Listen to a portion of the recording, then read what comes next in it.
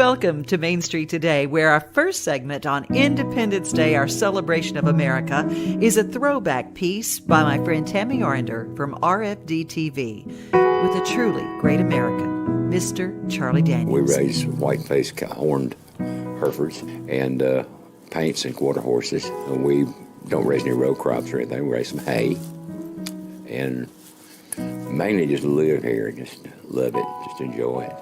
Charlie Daniels, singer, musician, and rancher. His Twin Pines Ranch, just about 40 miles east of Nashville, isn't just a place to hang his hat. It's his sanctuary. And I can't imagine living anywhere else. I tell people when I leave Tennessee, I want to go to heaven. When I leave here, I want to move to heaven. This side of heaven, he's greeted each day by these twin pine trees, hence the property's name. He's also greeted by this horse, New Beginnings. New Beginnings was the lone survivor of a devastating fire here in 2011. All 9 horses in the barn perished that night. They thought this one was gone too.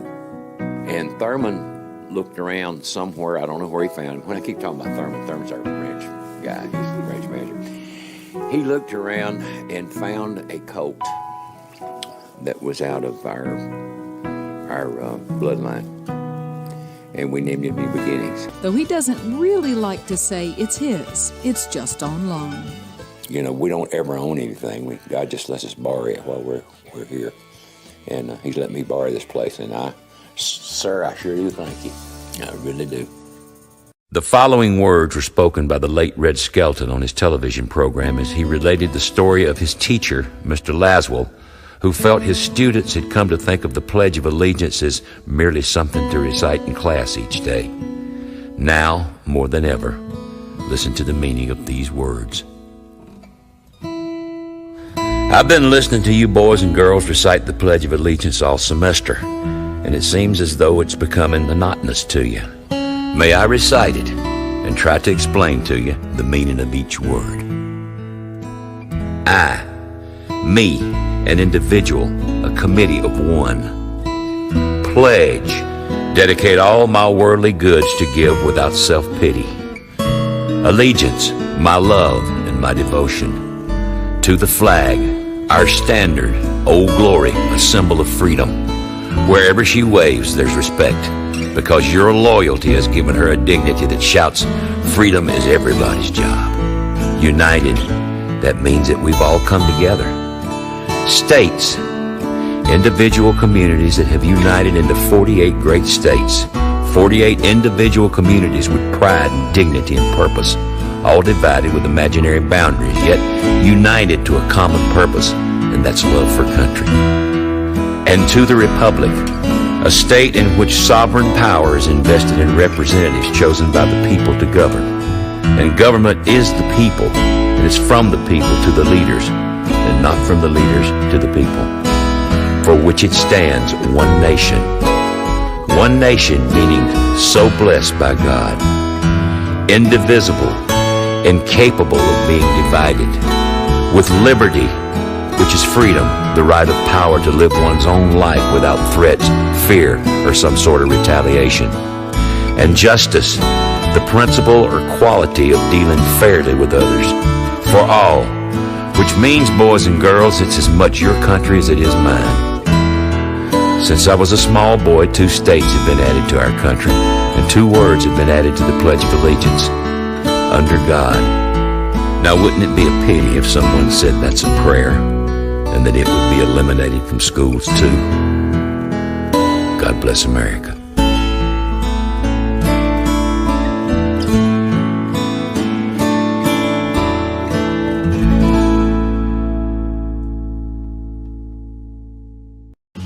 So while producing that album on David Ball, we thought we were done, and because the business side of it took some extra time, during that time I wrote this song with Tom Shepard, and by the way, and then David Ball heard us do it one night and traded songs. It was at the WSM AM radio show. And Do you hear David, over the radio? No, David was with. I was Oh, with he was David with and Tom. We were in the studio there. It was Okay, after the Opry. It was called Opry Star Spotlight. And you had never played it for them? No, I didn't. But Tom played it that night, and David finally got it. I had actually asked David if I told him about the idea while we were playing golf, and he didn't respond to it at that time. But thank God he did this time. And once he heard it, he wanted a copy of it, and he did a guitar vocal of it. While I was on one of my trips to Washington, this chokes me up to talk about the Vietnam Wall, man. There's 58,000 names on there, and I wanted to see if there was an Andrew Malone. Thank God there really wasn't, but there were 13 other Malones on there. Those Scots-Irish boys, they were always fighting. If they weren't fighting another country, they were fighting each other. They're the ones that had it, really. I mean, I'm telling you. I've done my research. But so what the deal? Well, on the way to the wall, my wife calls me up, and my Vietnam buddy, Carl P. Mayfield, had played that guitar vocal on the radio station. Really? He was a big DJ in town, and the phones went crazy. And he played your demo? Yeah, he played just the guitar vocal, and the phones went crazy. And we in the record label decided, hey, we might ought to add that to the record. So that's the way the business side started. So this story, I said 58,000. There was a lot of little people who had cars, and great cars. A lot of the story, we heard people said, "Did you write that about so and so down in Centerville, Tennessee?" I was just out of the service, thumbing through the classified, when an ad that said old Chevy somehow caught my eye. The lady didn't know the year or even if it ran, but had that $1,000 in my hand. It was way back in the corner of this old ramshackle barn. 30 years of dust and dirt on that green army car. When I pulled the cover off, it took away my breath. What she called a Chevy was a 66 Corvette. And I felt a little guilty as I counted out the bill. What a thrill I got when I sat behind the wheel. I opened up the glove box and that's when I found the dope. Date was 1966, this is what he wrote. He said, my name is Private Malone, and if you're reading this, then I didn't make it home. But for every dream that shatters, another one comes true. This car was once a dream of mine, now it belongs to you. And though you may take her and make her your own, you'll always be riding with Private Malone. Well, it didn't take me long at all, I had her running good. Love to make those horses thunder underneath the hood. And her shining like a diamond, and I put the red top down. All the pretty girls would stop and stare as I drove her through town. The buttons on the radio didn't seem to work quite right. It picked up that oldie show, especially late at night. I got the feeling sometimes if I turn real we won't see. Sold her right a shotgun in the seat right next to me. It was that young man named Private Malone, who fought for his country, never made it home. But for every dream that shatters, another one comes true. This car was once a dream I lived back when it was new.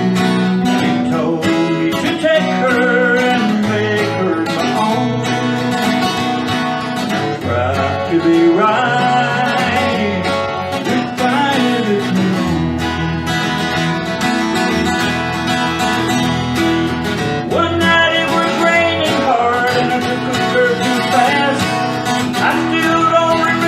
much about that brown glass. Someone said they thought they saw a soldier pull me out. They couldn't get his name, but I know without a doubt it was that young man named Private Malone, who fought for his country, never made it home. But for every dream that's shattered, another one comes true. This car was once a dream of his back when it was new. And I know I wouldn't be here if he hadn't tagged along. Thank God I was riding with Private Malone.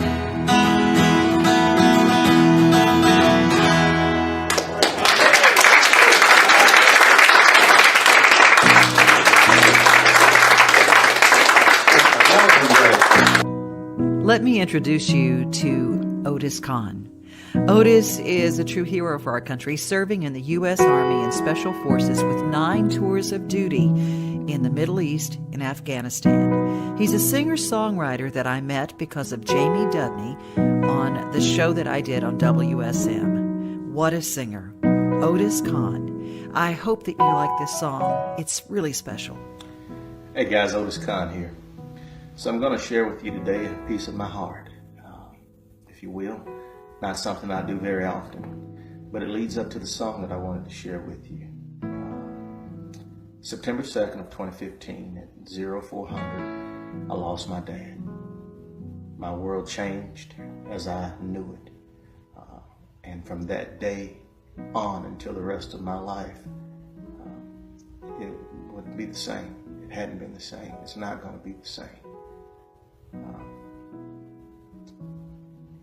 The inspiration behind this song was given to me through a good friend named Devin O'Day, who is an extraordinary writer in her own rights. I was fortunate to have the dad that I had. I was truly blessed. I was blessed beyond my means. And I know you all feel the same way about your parents as I do with mine.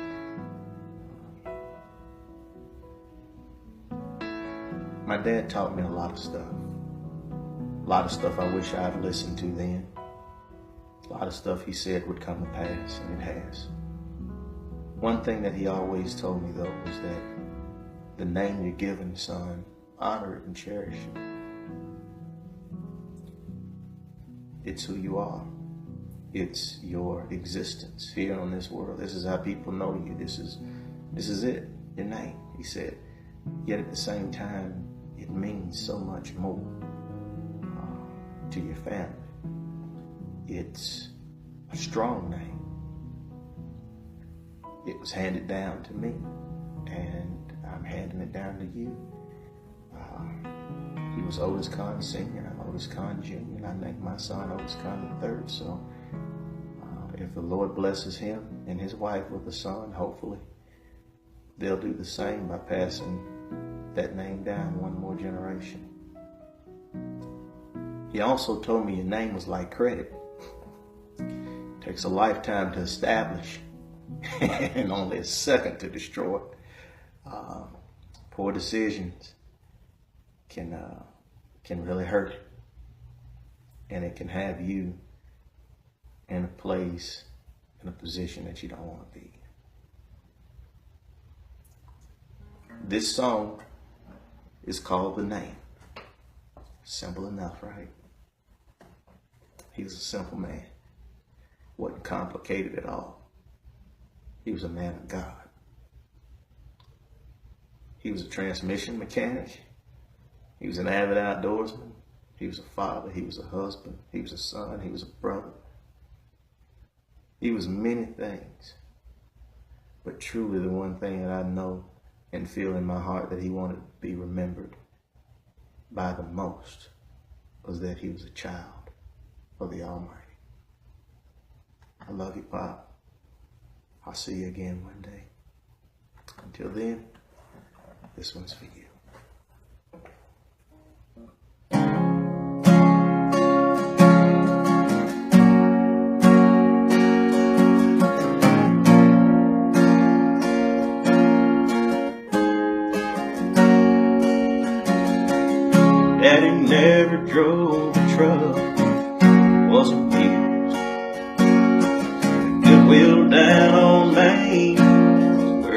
bought his Sunday suits, kept the trucks and tractors running good for miles around. He sure was well respected in our little town, but I was 17, full of dreams and full of life. Mama packed my clothes and bless my soul, Daddy looked me in the eyes. He said, all I have to give you is my name. This one-way ticket, that westbound train. I hope someday, somewhere, you'll find your fortune and fame. All I have to give you is my name.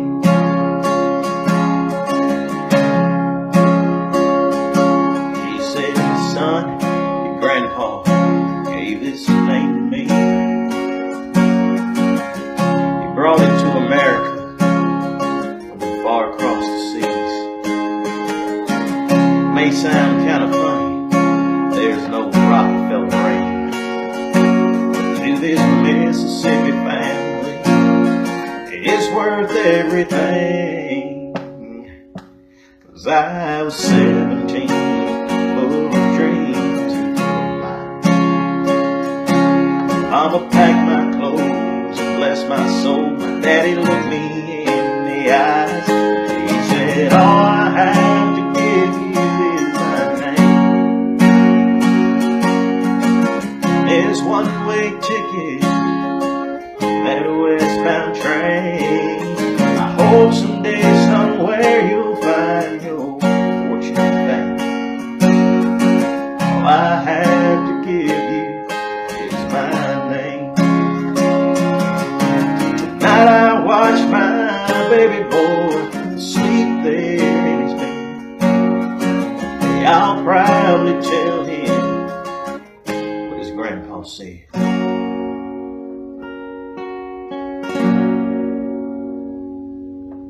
'Cause all I have to give you is my name.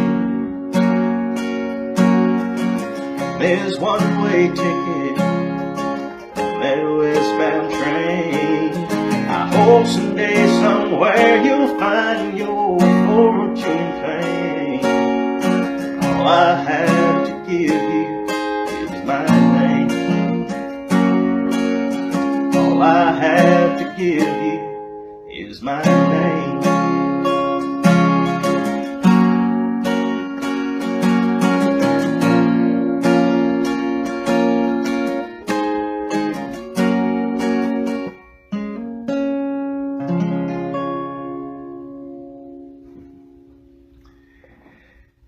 Hey folks, I hope y'all enjoyed it. Thanks, Dad. Pops, I love you. To the heavens above. Love your loved ones, 'cause you never know. See you next time.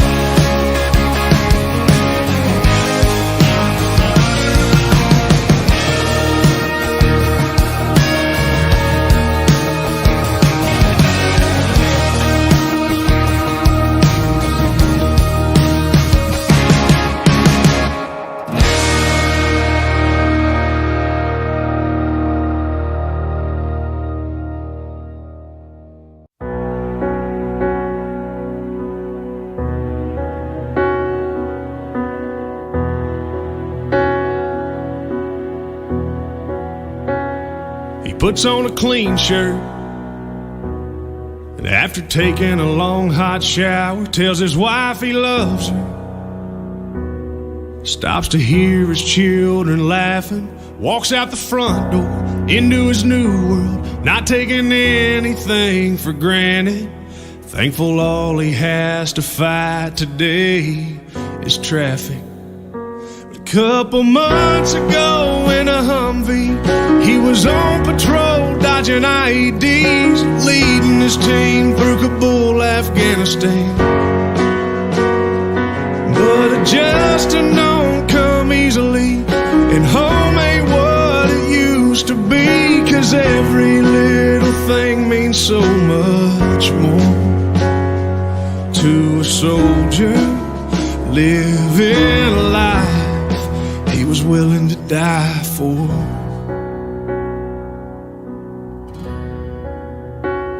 He ordered a Big Mac.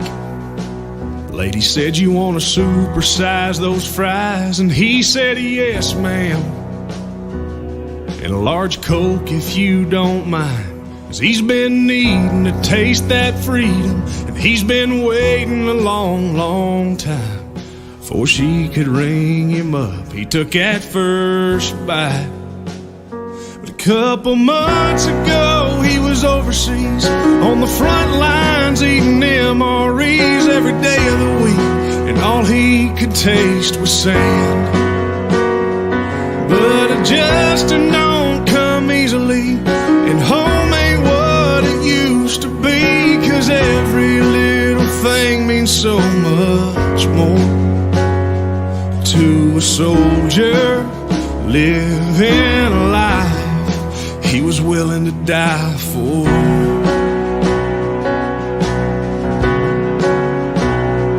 When they send your brothers home in a flag-covered box, it makes a man appreciate what he's got. A couple months ago, they had his back. The shots ring out, and just like that, all hell broke loose, and they died to save his life. And adjusting don't come easily, and home ain't what it used to be, 'cause every little thing means so much more to a soldier living a life they were willing to die for.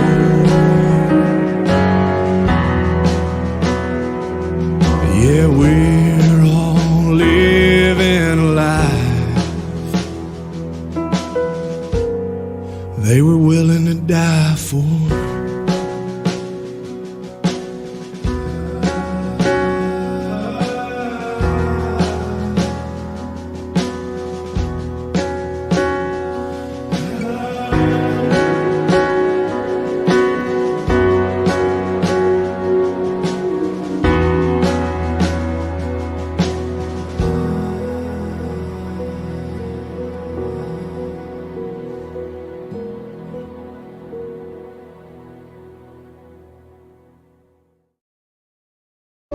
Francis Scott Key was a lawyer in Baltimore. The colonies were engaged in vicious conflict with the mother country, Britain. Because of this conflict and the protractedness of it, they had accumulated prisoners on both sides. The American colonies had prisoners and the British had prisoners. And the American government initiated a move. They went to the British and they said, "Let us negotiate for the release of these prisoners." They said, "We want to send a man out to discuss this with you." They were holding the American prisoners in boats about 1,000 yards offshore. And they said, "We want to send a man by the name of Francis Scott Key. He will come out and negotiate to see if we can make a mutual exchange." On the appointed day, in a rowboat, he went out to this boat and he negotiated with the British officials. And they reached a conclusion that men could be exchanged on a one-for-one basis. Francis Scott Key, jubilant with the fact that he'd been successful, went down below in the boats, and what he found was a cargo hold full of humanity, men. And he said, "Men, I've got news for you tonight. You're free." He said, "Tonight I have negotiated successfully your return to the colonies." He said, "You'll be taken out of this boat, out of this filth, out of your chains." As he went back up on board to arrange for their passage to the shore, the admiral came and he said, "We have a slight problem." He said, "We will still honor our commitment to release these men, but it'll be merely academic after tonight. It won't matter." And Francis Scott Key said, "What do you mean?" He said, "Well, Mr. Key," he said, "tonight we have laid an ultimatum upon the colonies. Your people will either capitulate and lay down the colors of that flag that you think so much of, or you see that fort right over there, Fort Henry? He said, we're going to remove it from the face of the earth. He said, how are you going to do that? He said, if you will, scan the horizon of the sea. And as he looked, he could see hundreds of little dots. And he said, that's the entire British war fleet. He said, all of the gunpowder, all of the armament is being called upon to demolish that fort. It will be here within striking distance in a matter of about 2.5 hours. He said, the war is over. These men would be free anyway. He said, you can't shell that fort. He said, that's a large fort. He said, it's full of women and children. He says, it's predominantly not a military fort. He said, don't worry about it. They said, we've left them a way out. And he said, what's that? He said, do you see that flag way up on the rampart? He said, we have told them that if they will lower that flag, the shelling will stop immediately. And we'll know that they've surrendered, and you'll now be under British rule. Francis Scott Key went down below and told the men what was about to happen. And they said, how many ships? He said, hundreds. The ships got closer. Francis Scott Key went back up on top and he said, men, I'll shout down to you what's going on as we watch. As twilight began to fall, and as the haze hung over the ocean as it does at sunset, suddenly the British war fleet unleashed.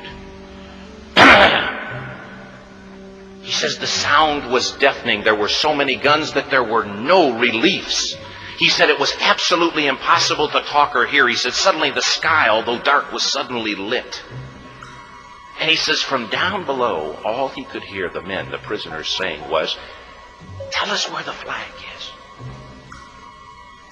What have they done with the flag? Is the flag still flying over the rampart? Tell us. 1 hour, 2 hours, 3 hours into the shelling. Every time the bomb would explode and it would be close to the flag, they could see the flag in the illuminated red glare of that bomb. And Francis Scott Key would report down to the men below, it's still up. It's not down. The admiral came and he said, your people are insane. He said, what's the matter with them? He said, don't they understand this is an impossible situation? Francis Scott Key said he remembered what George Washington had said. He said the thing that sets the American Christian apart from all other people in the world is he will die on his feet before he'll live on his knees. The admiral said, we have now instructed all of the guns to focus on the rampart to take that flag down. He said, we don't understand something. Our reconnaissance tells us that that flag has been hit directly again and again and again, and yet it's still flying. We don't understand that. But he said, now we're about to bring every gun for the next 3 hours to bear on that point. Francis Scott Key said the barrage was unmerciful. All that he could hear was the men down below praying. The prayer, God, keep that flag flying where we last saw it. Sunrise came. He said there was a heavy mist hanging over the land, but the rampart was tall enough. There stood the flag, completely nondescript, in shreds. The flagpole itself was at a crazy angle, but the flag was still at the top. Francis Scott Key went aboard and immediately went into Fort Henry to see what had happened.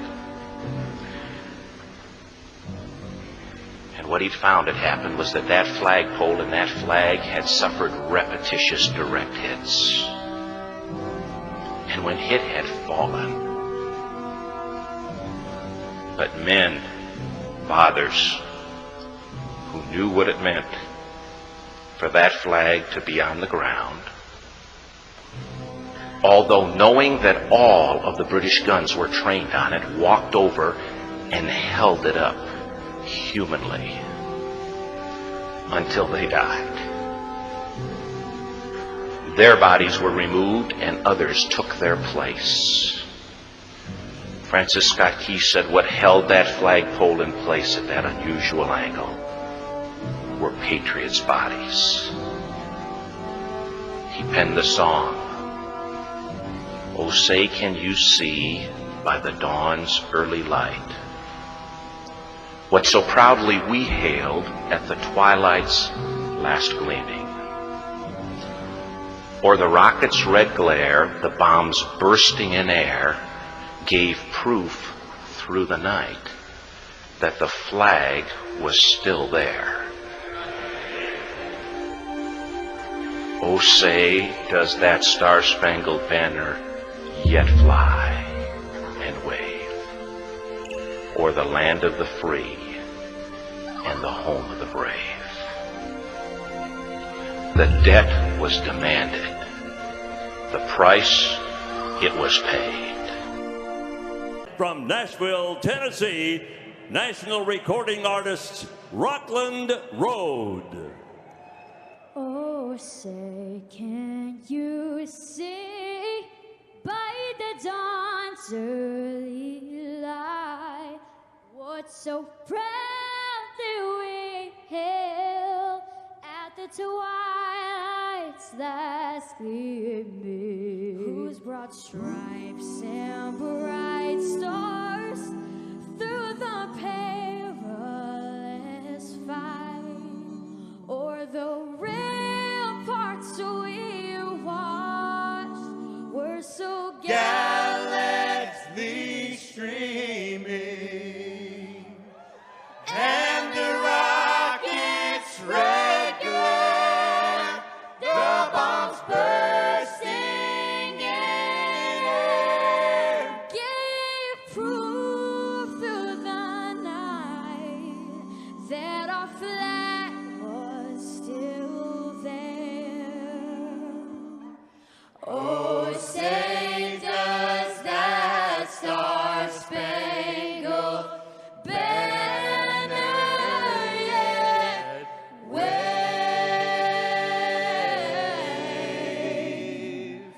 o'er the land of the free